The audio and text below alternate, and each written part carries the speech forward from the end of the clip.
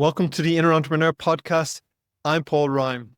So if you're listening to or watching this podcast, I'm going to guess you're an entrepreneur, or at least you have an interest in entrepreneurship. So you already have started your own business or running your own business, or it's something you'd like to do. So you'd like to build something, you want to create something, and maybe you'll be a solopreneur. It'll be just you'll work independently by yourself, or maybe you fancy building a much bigger business. But either way, you have an interest in entrepreneurship.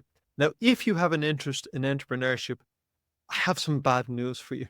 I'll follow it up by a bit of good news, but I need to start with some bad news. And the bad news is this: 95% of all new businesses, when we fast forward 5 years and check in, 95% of them will have failed.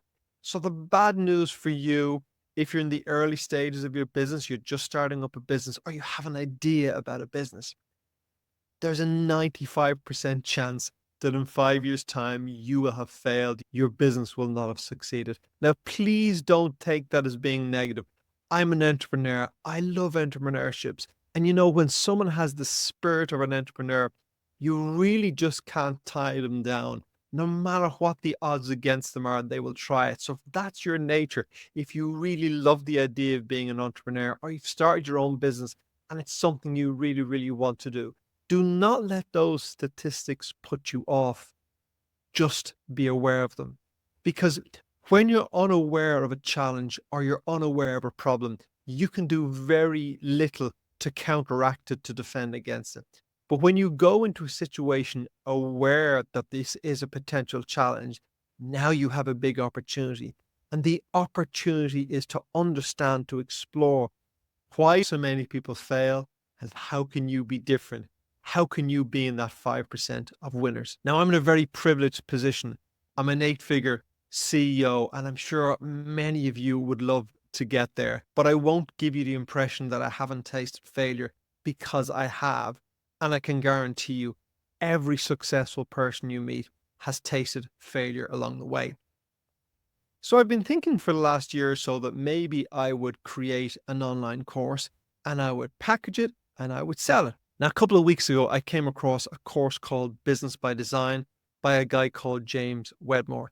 So thousands of people are introduced to this course, and they're buying into the idea that they can create a business for themselves. They can create an online course, an online presence, and they can sell it. And this is how they will probably create financial freedom, create wealth, escape the 9-to-5. But what dawned on me in watching this and entering this community of people who had just signed up for this course was that most people signing up for this course are unaware of that simple fact, that 95% chance is that in 5 years' time, they will have spent the money on the course, but they will not have built an online business. They will not have built a successful online business. Now, obviously, James Wedmore does not mention this. He does not say, by the way, spend $3,600 in this course and there's a 95% chance you will fail. He's not going to say that, but it doesn't change the facts. They're the statistics. I obviously don't know specifically what the success rate is in his course, and maybe it's a great course and maybe it's a lot higher. But I do know statistically around the world that 95% of startups will fail. And the reason I'm mentioning this is because if you understand it, you can do something about it.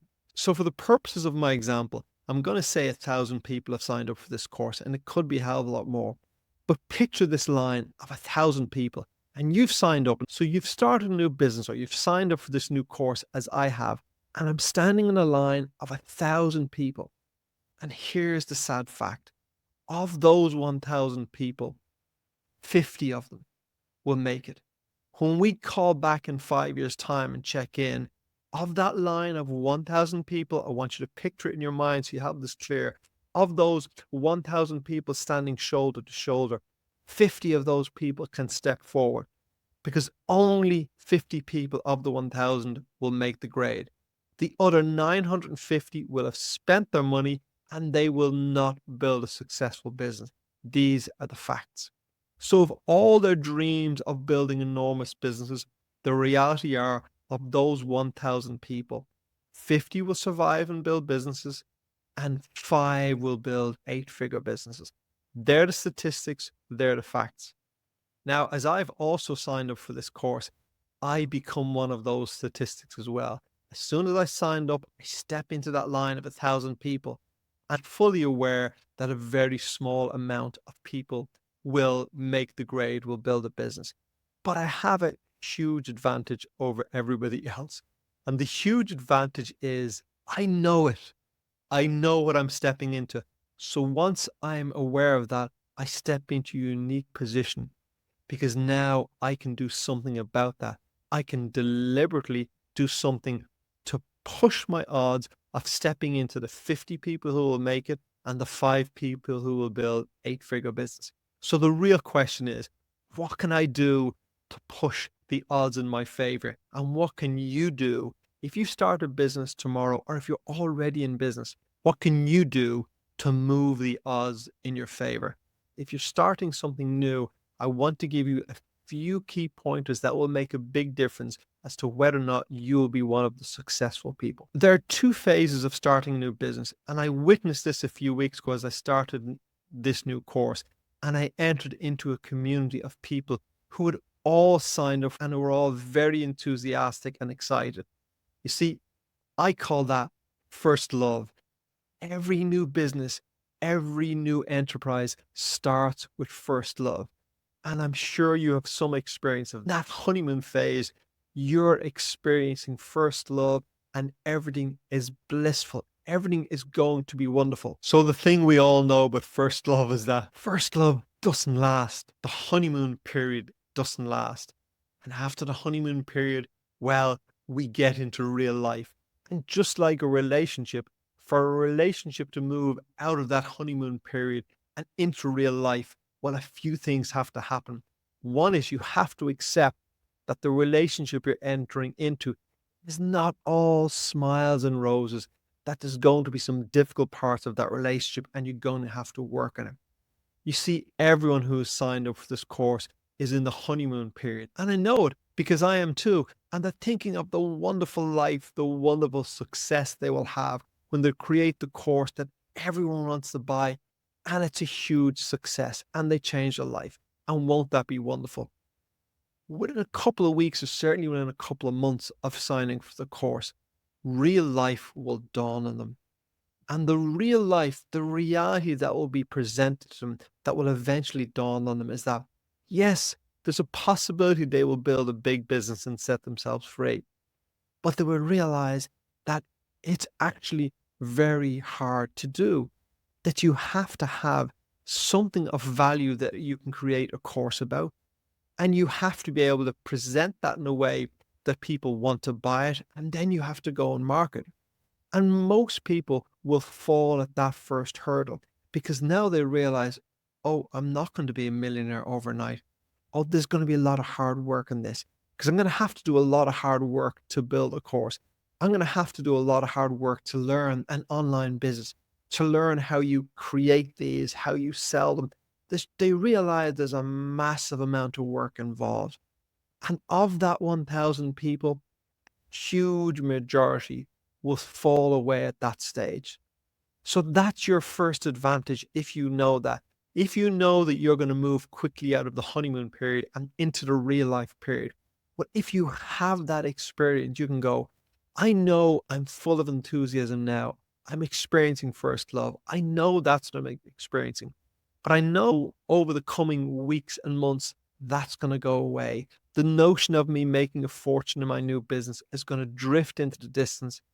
And I'm going to have to face the reality that if I want to be successful in the business, I'm probably going to have to slog away at this for the next at least 2 or 3 years, probably just to get it off the ground, just to get momentum, just to get it profitable. From there, I can look to scale it into a much bigger business, but that's going to be the most difficult phase.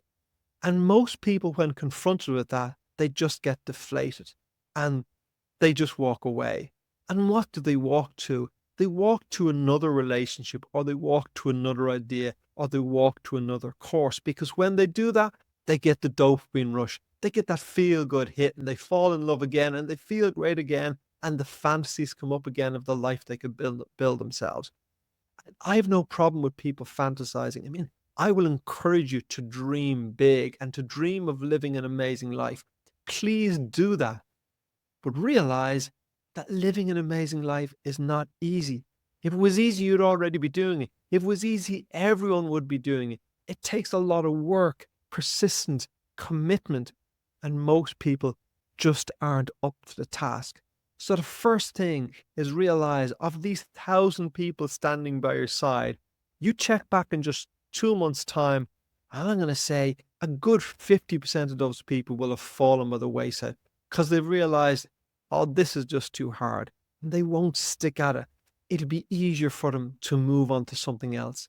Now, once you recognize that you will experience that time of delusionment when you realize, oh, this is going to be harder than I thought. But if you know that's going to happen, then you recognize this is what happens. And by the way, it's happening to everyone along this line. But some of us will recognize it and persist, and most won't. I'm privileged to already be in a position where I own and run an 8-figure business. But don't assume I was immediately one of those lucky ones. Don't assume that I was immediately one of those 5 who joined the line of 1,000 people and stepped up to run an 8-figure business, because that wouldn't be true. It took me decades, but I've also failed in many businesses and I've failed in many investments. So what that means is on a number of occasions, I stood in that line of 1,000 people and I didn't step forward. I didn't succeed. Maybe because I didn't commit to it. Maybe because I just didn't know what I was doing, because I was inexperienced. There have been many reasons why I've failed, but I failed on many occasions. So by the way, if you failed in the past, if you started a business in the past, or maybe you've signed up for a course and you've gone, oh, Paul, I hear you. What you're saying is I did that 2 years ago. I paid up for a course and I just never followed it through. Well, what I have to say to you is that's the truth for everyone who's been successful. But the question is, when you have that failure, do you let that failure define you? Or do you look around and learn and go, what can I learn from this failure? I'm going to step into that line again, but I'm going to be older. I'm going to be wiser. And I'm going to do something differently. So I've stepped into that line and failed on many occasions. But each time I failed, I asked the question, what have I learned? What can I do differently? How can I push the odds forward that I will be successful next time? So you want to be among those who step into the 5%. So I'm going to give you 5 points that will help you really move the odds in your favor. So the most important thing, and number 1, is to be aware of those statistics, to be aware of the facts. Do not let that demoralize you. Just be aware of the facts and be aware, if I'm taking this on, this is a big challenge. Look, lots of people want to be entrepreneurs and very few people succeed. Lots of people want to be millionaires. Do you know what percentage of the world are millionaires? It's about 1%. I think it's 1.2% or something. So everyone wants to run their own business. Everyone wants to be wealthy, and almost nobody achieves it. So when you set down the road of building a business, of being an entrepreneur, face up to the fact that it's going to be hard. It's likely to be a long, hard slog. And if you speak to anyone who has achieved that goal, they will tell you it was hard. It was worth it, but it was hard. So first, enter into it realizing this is going to be difficult. It's going to be challenging. The odds are going to be against me, but I'm taking on that challenge. And by taking on that challenge, I know when I meet the roadblocks, when I meet the resistance, when I meet my own lack of enthusiasm and energy, I will recognize that's part of the journey and I will push on. Number 2 is to look and to learn. Most successful people are lifelong learners. And as I've said, hands up, I've failed on many occasions. I've stood in that line of 1,000 many occasions and not made the grade. But the difference between me and the other people who didn't make the grade and just gave up is, instead of seeing it as a failure, I looked to what I could learn. I looked to what the other people who had failed were doing, and I looked more closely at the people who had succeeded, and I asked, what are they doing? And so the next time I stepped onto the line, I was older and wiser. It can be useful to have a mentor or a coach to help you along this. So if I want to be successful in an online business, I can just fumble along and do it by myself, or I can choose an expert, which is why I've signed up for the Business by Design course, because someone else has figured this out. James Wedmore has been doing this for 17 years. So I've chosen someone who is very successful in this and really knows what they're doing. And I'm going to learn from those. I want to learn all their mistakes because then I can be wiser, I can be smarter. And a lot of people go into things naively thinking they have to figure it out for themselves. But I've had many good mentors over the year. And there are many times when I've jumped forward in my business or solved major problems in the business. Almost all of those times, I've had someone to guide me. You end up having to figure it out by yourself and do it by yourself anyway. That's what happens. That's what an entrepreneur does. But I have learned so much from mentors. The key thing I'll say to you about getting a mentor or a coach is you have to be careful. There are a lot of bullshit mentors out there. I'm going to say that probably 80 to 90% of the people I come across who over the years have tried to sell me mentorship coaching, even non-exec directors who want to be a part of your business, huge percentage of them are bullshitters. Now, how do you define a bullshitter? I've been around a long time. I've met a lot of those bullshitters. I've spent money with a lot of those bullshitters. So I've built up a pretty good BS detector. And the biggest single BS detector you can have is you want someone who walks the walk, not just talks the talk. And most people talk the talk. They have knowledge, but they've never actually done it themselves. So if you're going to get someone to guide you and mentor you in something, make sure that the person has made most of their money doing the thing, not most of their money teaching you how to do the thing. You want someone who has actually built the business or achieved the goal that you want to achieve. That's the person. There's a completely different sense of someone who walks the walk than someone who just bullshits. So yes, definitely hire a coach, hire a mentor, but watch closely for bullshitters because they will just waste your money and delay you. Number 3 is crucial, that you recognize this is a marathon, not a sprint. And so if you've signed up for something new or you're starting a business and you're fantasizing that within 6 months, I'm going to have built a business, I'm going to have financial freedom, it's all going to be great. If you feed yourself that bullshit, the odds are you will fail. But if you go into something going, I know this is going to be difficult, but this is a marathon and I'm going to run at marathon pace. I'm just going to consistently go along. There will be hills that will be difficult to climb. Maybe the weather will change and it will be wet and cold.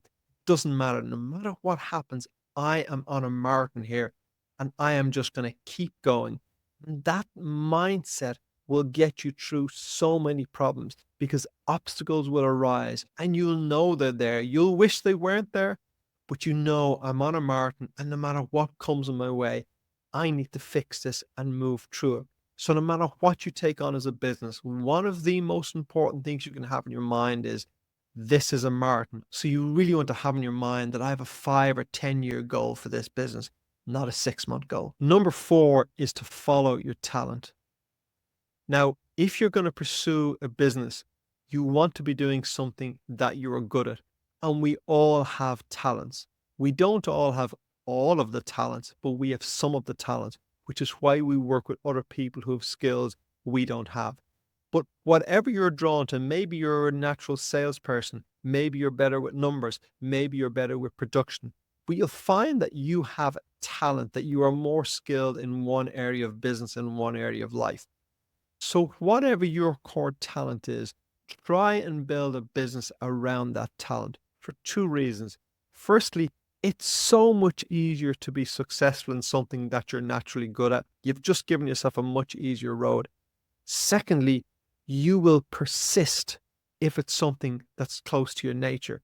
I speak to this from personal experience because for a lot of time in business, I did things that weren't in accordance with my nature, that were difficult for me. And in doing that, it almost led me to a breakdown. It almost led me to burnout. That would have been personally devastating for me, but it also would have destroyed the business. So I couldn't have sustained that long term. Thankfully, I woke up in time. I recognized what my skills were. And I said, what are the talents I bring to this business? What are the magic ingredients that I bring that are part of making this business successful? Okay, let's focus my time and energy on those talents to make the business successful and find other people with opposite skills and get them to do the stuff that I don't like, that I'm not talented at. Because when you do that, you create sustainability. It's been much easier for me to be in business for a very long time, and I've been in business for 3 decades now. But it's been much easier for me to be in business when I'm doing something that's aligned with my nature. Had I tried to stay in business doing something that was against my nature, that was stressing me, that was just me not being me every day, I would have eventually failed.